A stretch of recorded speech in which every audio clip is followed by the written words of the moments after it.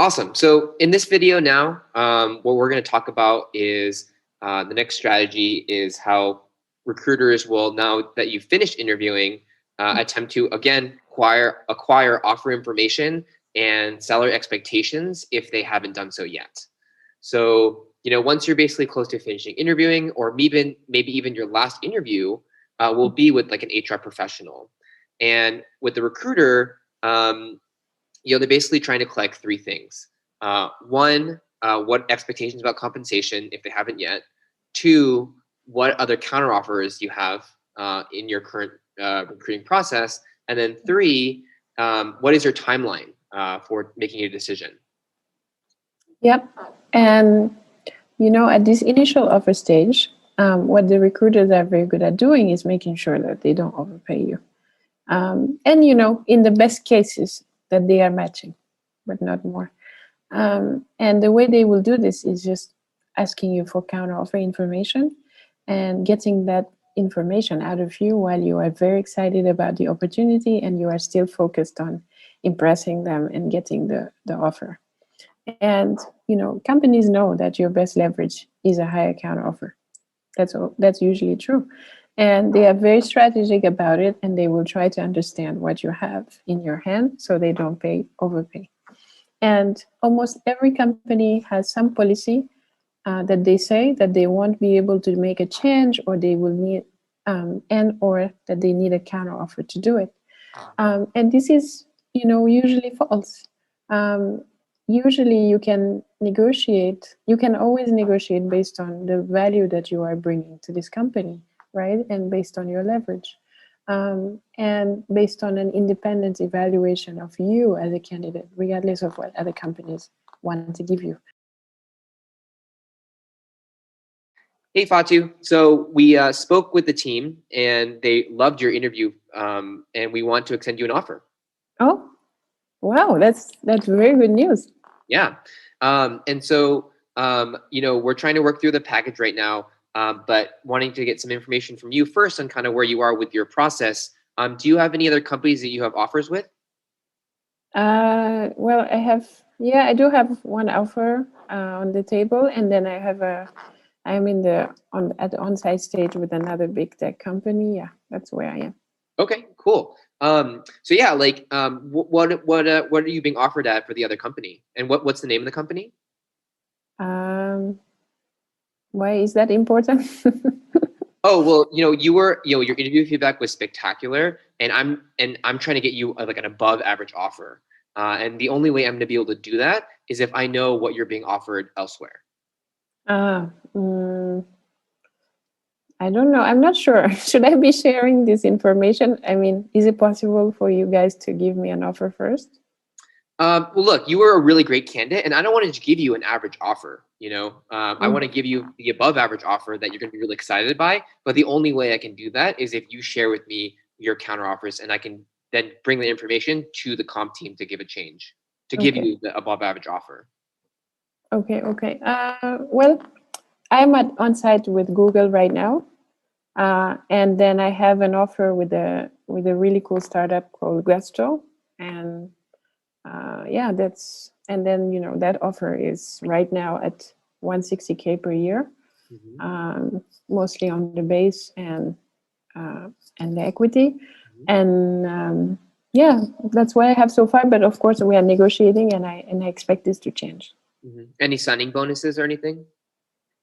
I mean, we discussed it. It's not on the official letter yet, but we are discussing that. Okay. And about how much were you guys discussing? We're discussing a 30K signing. Gotcha. Okay, cool. Yeah. So yeah, like I can take the information out and make sure you get something that's good. Hey, Fatu. So we spoke with the team and they loved your interview, and we want to extend you an offer. Oh, wow. That's very good news. Yeah. And so, we're trying to work through the package right now, but wanting to get some information from you first on kind of where you are with your process. Do you have any other companies that you have offers with?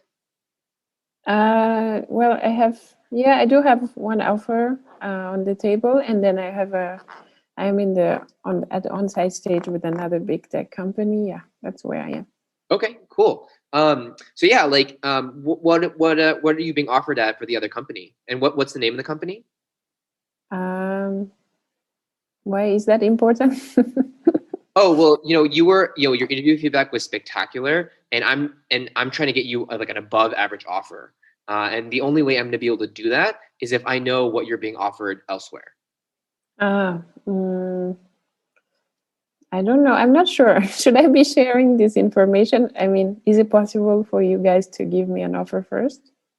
Well, look, you were a really great candidate, and I don't want to just give you an average offer. I want to Mm, give you the above average offer that you're going to be really excited by. But the only way I can do that is if you share with me your counter offers, and I can then bring the information to the comp team to give a change, to give okay. you the above average offer.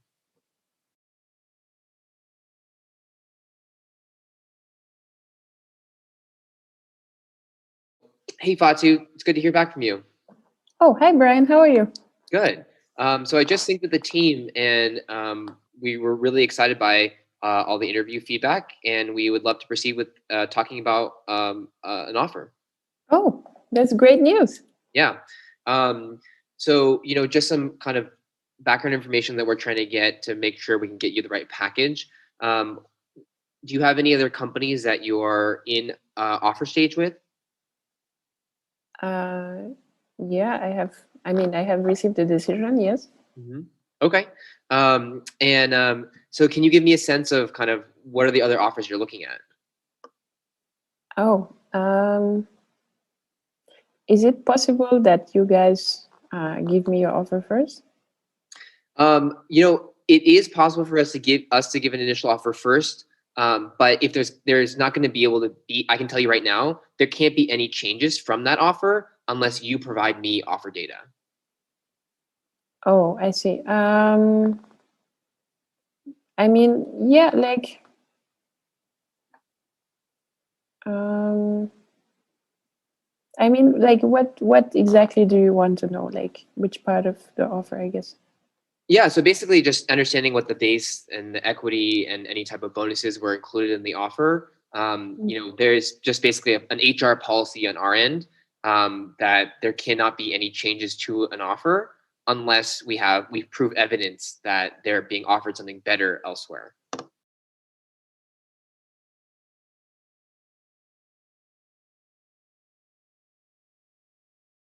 Hey, Fatu, Hi.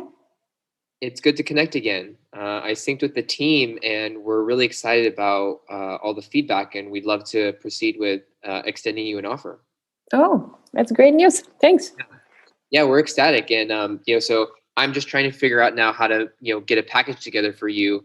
Can you give me a sense for what type of salary expectations you're looking at?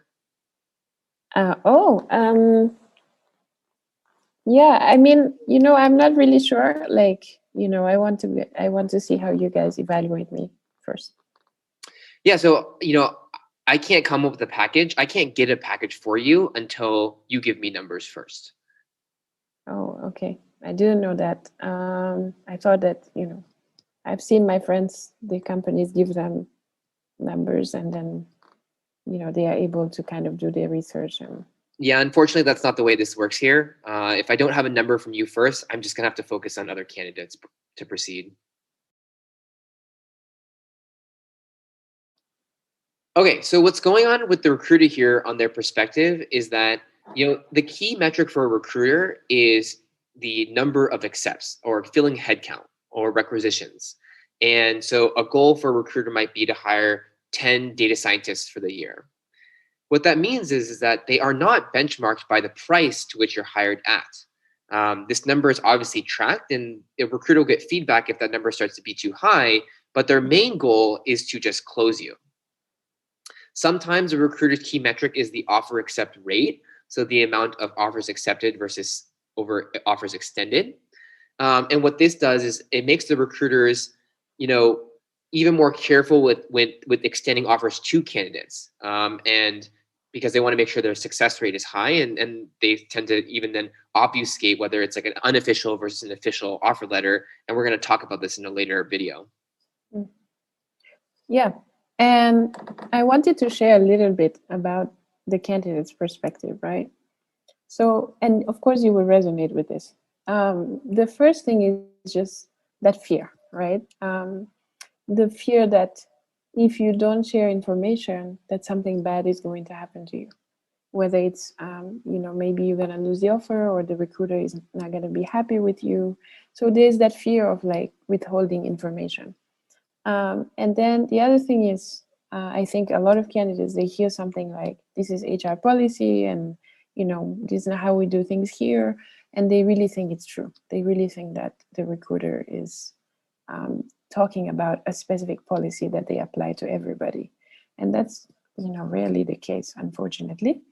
And then the other thing is that I think I observe, right? So many candidates don't understand their market value. Like your like basically what you're worth just looking at the relationship and the contribution between you and the company, regardless of other companies.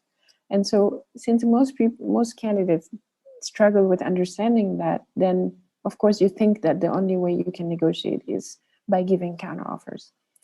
So all these are normal. It's happening to a lot of people, but of course it's not necessarily reality. In fact, what you may not realize is that when the recruiter is talking to you and they are insisting on knowing these things, it's because they really want to close you, right? They are really interested. The only time you should really be worried is if they were ignoring you or they are not asking you this type of information fast enough.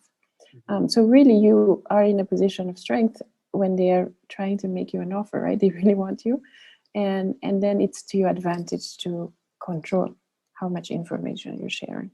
And it's rarely in your it's almost never to your advantage to be the one sharing numbers first. Yeah.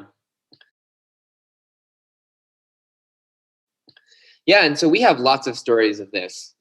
We have, stories of sharing counter offers, and or we have stories of not sharing counter offers and then good things happening, and then we have examples of sharing counter offers and that actually backfiring. And so, the example of where withholding information works to your advantage is we had one client who had an offer at Pinterest, and the offer had a signing bonus. I think it was like $30,000. He finishes interviewing at Facebook, and the Facebook recruiter, as we did in the simulation, was saying, "Hey, like we loved you. We would like to extend you a really great offer, but we need to know what Pinterest offer is first." And we end up deferring several times, saying no several times, and eventually the recruiter comes back, and the recruiter says, "Hey, I was actually able to give you fight for you and give you an above average offer without knowing Pinterest's offer. And in that offer, the signing bonus was $50,000. So already, just from not sharing information, right, we had a $20,000 increase on the signing bonus." Yeah. And of course, there are times when you share the counter offer or you share the information you have, and then it backfires, right? We had a client that was negotiating with Facebook Reality Labs. Oh, wait, should I say that? Yeah. I can? Okay. So, of course, there are times when you share counter offer numbers or information that you have about your expectations, and it backfires. We had a client that was negotiating with Facebook Reality Labs, and the recruiter pressured them into sharing counter offer evidence. And they did eventually. And when they did, what the recruiter then responded was that Facebook did not base their total compensation on other companies' assessments, and that they were not going to see a large bump, even though their counteroffer that they shared was much higher than Facebook's. And so, and the recruiter kept saying that they were doing the best they could and that they were getting at the top of their band and they would not be able to match. And so this is, not really good. Yeah. Because it's kind of laughable that they first tell you need some evidence, and then when you provide that evidence, they kind of dismiss your ask because they can just say, "Oh, we are not like the other companies." So, yeah, there's a contradiction that's happening with recruiters. Okay, so we have talked about the difficulties at the offer stage.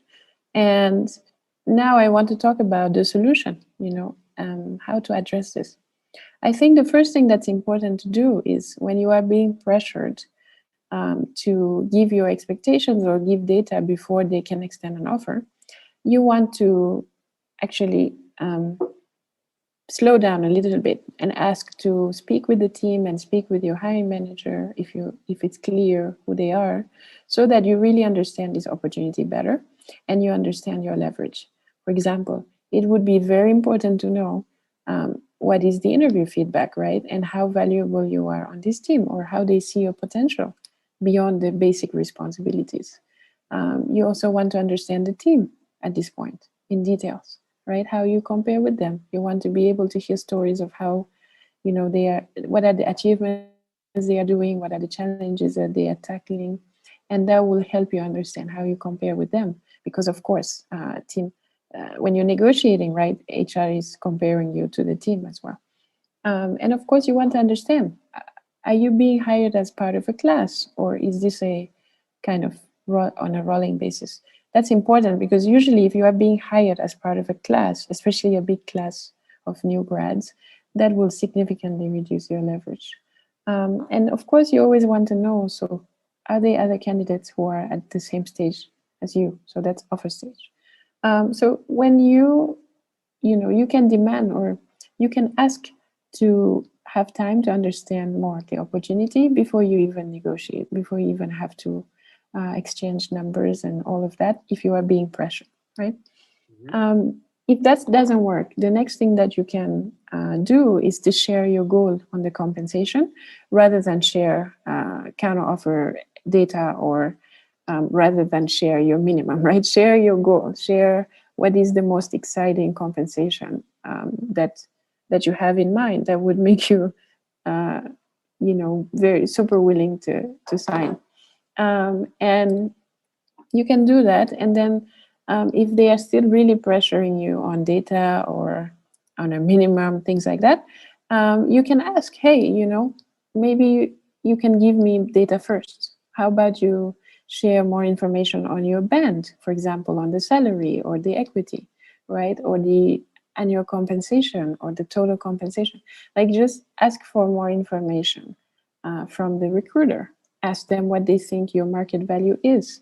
Those are ways that you can get them to share first.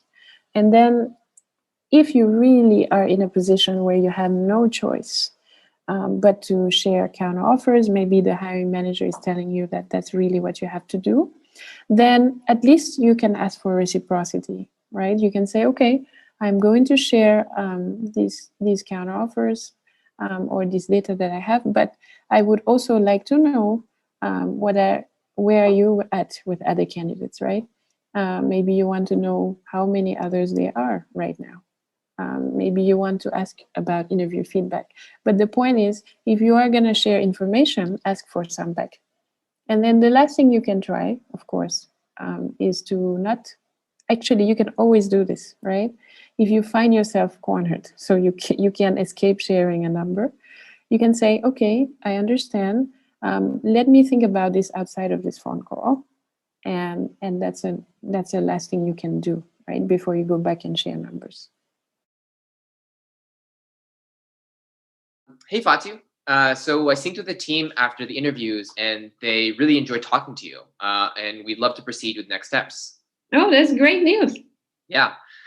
So I'm just trying to work now with the comp team to figure out a package that's going to work for you. Why don't you get a sense of where you are with your other interviews? Do you have any offers right now? Yeah, so right now I am at on-site stage with Amazon, and I have an offer from Facebook. Okay. Okay. So congrats. And so, yeah, for me to, really get a package you're going to be happy with, I think it'd be great to know what that Facebook offer is. Right. So this is, thank you for everything you're doing, but my closest mentor has advised me not to share until I know what your first offer is. So I would rather you guys extend first. Oh, okay. Yeah, I'm not really sure why your mentor said that. Like, I'm really working with you to try and get a package that you're going to be most happy with. So any information you share with me actually only works to your advantage. Yeah, I take you, Brian. You've been advocating for me, and you've always been friendly. But this is one of those areas where I really want to follow my mentor's advice and not go against it. So I'll be more comfortable if you extend first.